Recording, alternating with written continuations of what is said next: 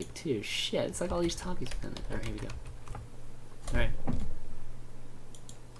What's up, everybody? Welcome to episode 23 of Unfiltered. I'm your host, ChanManV, and today we got lots of great topics on the show. We got Destiny and then the StarCraft 2 this past week. A lot of people have been watching Steven playing, and a lot of it was for Gameheart, so I wanted to talk to Steven and just have all of us kind of comment on the Gameheart thing just to kind of finish it out because the campaign ends today. It actually ends in about 8 hours or so. We'll talk a little bit about WCS. We haven't talked about WCS in a while, so figured we'd just touch on a little bit. I know a few people did pretty well last night. I was rooting for in WCS NA, or America, so that should be cool. We'll talk. We were supposed to talk a little bit about WCG in Canada with desRow, but we'll see if desRow makes it here so that we can talk about it. He had a documentary group following him too. We'll talk a little bit about League of Legends Worlds, and then we'll finish it off with the Land of Broken Promises, number a half, which is one of the main reasons why Richard is here today. Richard's kind of a surprise guest. Like last minute we decided to have Richard on. So we'll talk about that and killing esports again. Obviously. And then Q&A with you guys, just like always. Leave your questions on the Reddit thread or post them in the comments, and we will read them out. Here's the link to the Reddit thread. And if you guys don't mind, if anybody if asks about questions, go ahead and post that link for them.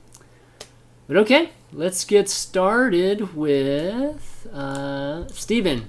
You and SE2 this week, man. Lots of people have been loving watching you playing StarCraft 2 again. It's like the old days. I even watched a couple nights. What's your thoughts? Anyone else remember? What? No, I'm just kidding. Yeah, it was fun. It's fun. So, and you doing it for Gameheart, I felt like was a amazing thing. I mean, I tried my best to promote it too, but you pushed it over the edge by a lot. I mean, it was like at 4,000 or 4,200, probably about, I don't know, maybe 10 hours or 8 hours before you posted your thread on Reddit about playing SE2 for every 1,000 that was raised for Gameheart. And then about 5 hours, 6 hours later, they already reached the goal. So that was really amazing, and amazing that you would do that for Ryan and Gameheart. So props to you for doing that. And I don't know, why'd you do it? What do you think about Gameheart and everything? You want the real reason, or do you want the PR reason? Real reason. PR reason first. Honestly, when I did it, I was kind of hoping that a lot of people wouldn't click the link and they would just donate money directly to my PayPal. I thought I would come out a few $1,000s ahead just via PayPal this donations. Guy, oh my god. But unfortunately, most of the people clicked the link and the money got donated, so I didn't really make as much as I thought I would. Oh my god. What a lie. Come on. All right. PR. So, it seems like if you're not associated with a big name, you get fucked in like everything that you try to do in this community. In every community? I don't know, but right? Do you get that feeling at all? Like, if you're not associated fucked. Fucked meaning you don't get support for things like fucked this. Fucked as in, you don't get support, you don't get exposure, nobody cares about you, nobody likes you, people spit on your grave, whatever, Yeah, I'd agree with that. And the Gameheart stuff was pretty cool. A lot of big tournaments have been using it. The guys already put in a lot of work for it, and there was no way that it was going to get funded with all the shit that had been going down, with people dumping a lot of support into companies with the big names that they do, like, that legendary cloud of esports people, the Tastelesses and the In Controls and the EGs and the Team Liquids and all that stuff. So I felt really bad. I saw it going on, and I figured, why not? Well, it's a great thing that you did it, man, and I know, gives me good feels. Give me good feels. Even you, Richard, posting that comment on Reddit. Both of you guys were like 1 and 2, I think, on Reddit that day. Yeah, so. But I made virtually no impact whatsoever with my 2,500 Twitter followers, right? Like, it was clearly Destiny that got it to where it was. But yeah, definitely. And fucking Gameheart's like such a good cause. What pisses me off is the people who were like tweeting about, oh, everyone focuses on the negativity. Well, all right then. Gameheart was having a fucking Kickstarter. Why weren't they tweeting about that? None of them did. Like, none of them picked up that fucking torch. They're happy to complain about how no one tweets about anything positive and no one's trying to help anything out. It's their bullshit in the first place that meant Gameheart couldn't raise the money because everyone was in this fucking distrustful state because of the bullshit they pulled, and then they wouldn't even use their status to help get it over the finish line. And then you got guys like me and Steven, the iconoclasts of fucking esports, right? And we're the guys out there trying to help the guy, trying to help the dude. It's fucking. It shows how absurd it is, man. The whole thing's absolutely fucking ridiculous. Yeah, it just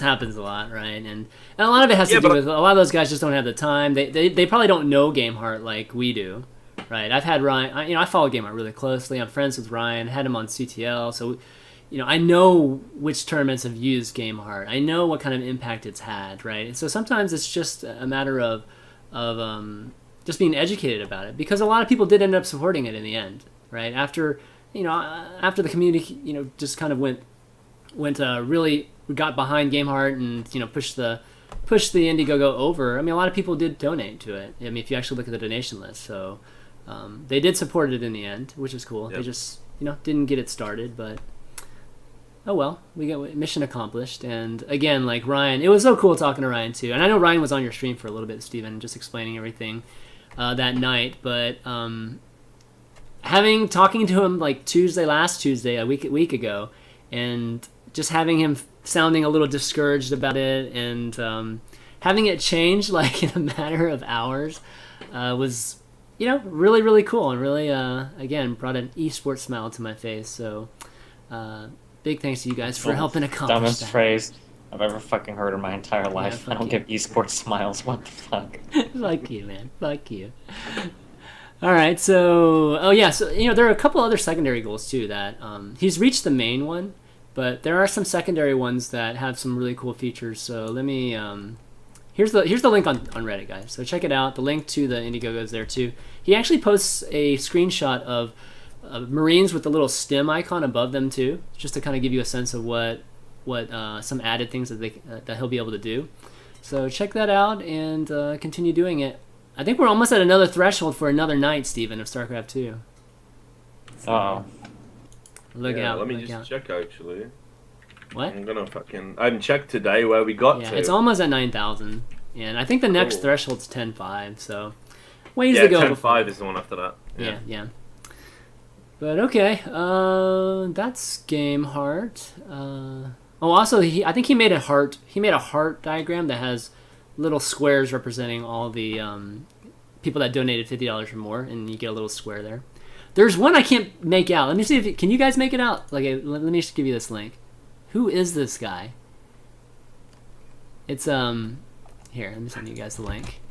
It's purposely hidden on It's a pretty well-known person. I can't make it out, and it's purposely hidden. And I was wondering to see if you guys can make it out. Look at the actual heart. And then the bottom left corner, there's somebody that's like sun flared out. You don't know who that is? Who is that? Really, dude? Who is that? Message me. Is it really Axel Thoughts? I don't actually know. Is it? I can't tell if it is or not. People are saying toss in the chat, Okay, it is Axel Sauce. All right. I figured it was somebody from Go to this website. Go to the website, and then you can zoom in, and you can see I think it's Axel, bro. Okay, well, props to Axel. I mean, there's a lot of squares for Axel there, so really, really great. It's Sunny D. A lot of people. It's definitely MLG offices because I can see like the skyline in the background, but really cool. Whoever it is. But anyways, that's Gameheart.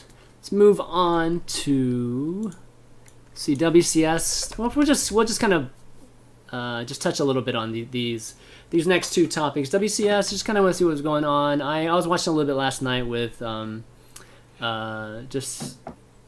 Huck do really well. Even Major doing really well, but Major didn't get through, but Huck did win his group, which is really cool. Need more foreigners, as many foreigners in the WCS America Finals. But any comments on WCS, guys? I don't know if you guys have been keeping track or not. I moved house this weekend, so keeping track of like anything other than where the fuck all my stuff is has been like just the last thing on my mind. So this is probably one of those times where I've actually come on a show like not knowing a lot of what's happened this weekend besides No problem, no problem. Yep, Scarlet's tonight. So I apologize. Terrible guest. Fuck it. Terrible guest. Just last second. Steven, I'm not going to... Should I even ask? Man, WCS has been riveting, gripping, thrilling, telling everything that I ever hoped it would be and more. All right, well, guys, Scarlet's tonight. If you've been following EU Challenger, that was today, too. So, Huck and desRow were doing good, right? So desRow's in the Challengers. He hasn't played his Challengers matches yet. Huck won his group last night. And, Gotcha. Yeah, so it's kind of good. Cool to see Huck doing well again. So I know he moved out of the house, so he's not living in the house anymore. Really interesting. Okay, next up is League of Legends Worlds. You guys watch any of the semifinals or just keep track of the coverage? Yeah, I've been telling. Sorry, guys. I actually have been keeping up with that, man. I'm a big League of Legends fanboy, is well documented, because obviously I'm hoping to get some Riot money, right? So it pays to fucking love it. No, it's a good fucking it's been a good event, and I think all the people who are like, and this will get me some hate. Here you go, Chris. All the people who are like jerking off each other while watching the international, talking about how this was like the pinnacle of esports. I think, as a broadcasting experience, no one's done it better than League of Legends, to be honest. I think the LCS is good enough in its own right, but they really stepped it up for the Worlds. And if you look at the difference between the two analysts' desks as well, like I felt the analyst's desk was pretty awkward, and it was just held together by how good Too Good is in the international. But this one's actually had some real sort of good personalities.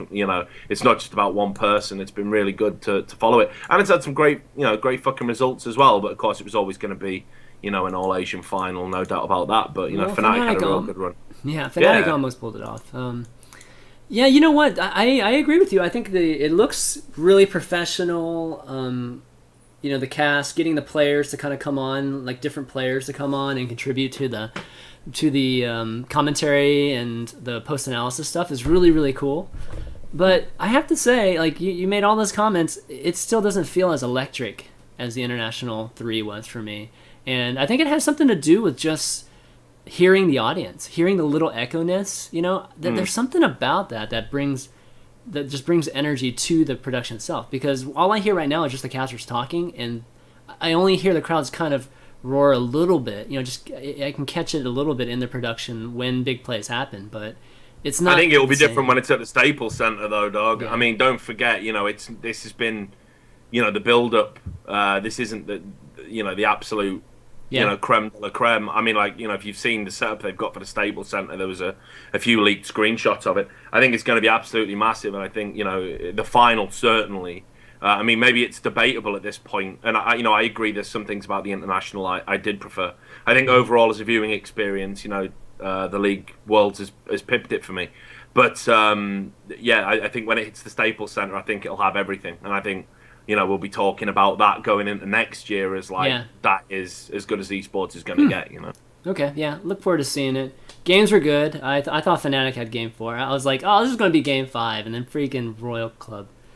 CS and Royal Club is ridiculous. They were down by 10, 15 kills, and they had the same amount of money. It was ridiculous how well they were keeping up that way. But Royal Club looks good though. Love the captain too. The captain's awesome, man. That post interview was really, really great. Yeah, okay. Yeah. I think we've had a lot more personality as well from the players. Mm-hmm. I think it's been good. Sort of like that. That's probably where League has suffered in the past. I think the players have been fucking dull as ditch water. You know what I mean?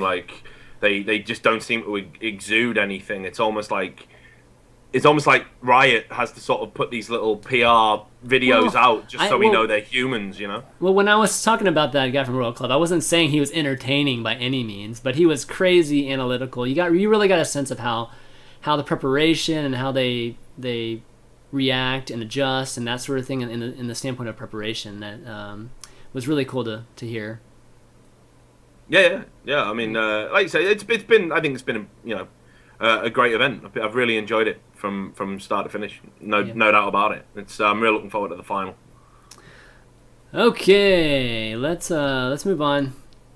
And let's get on to the big drama talk. This is Unfiltered. All right, the land of broken promises, and this is the main reason why Richard is on this episode. So Richard wrote a follow-up to his last article about broken promises in esports, and talked about pizza.gg, talked about the Root House, and the documentaries and that sort of bit, right? Anyways, you responded with an article. Was it today? It was today, right? Yeah. Yeah, officially today. And here's the link to the article, guys, if you want to check it out. The first question I have for you, Richard, and you've definitely provided a lot of sources, a lot of just little snippets from various places to really back up a lot of things that you were saying in the article. And obviously a lot of those people will not be happy about the article. Hey, wait. Whoa. Dez is here. Hold on a second. Yeah. Guys, it was like camping. It was like camping. I had no electricity for like 2.5 hours.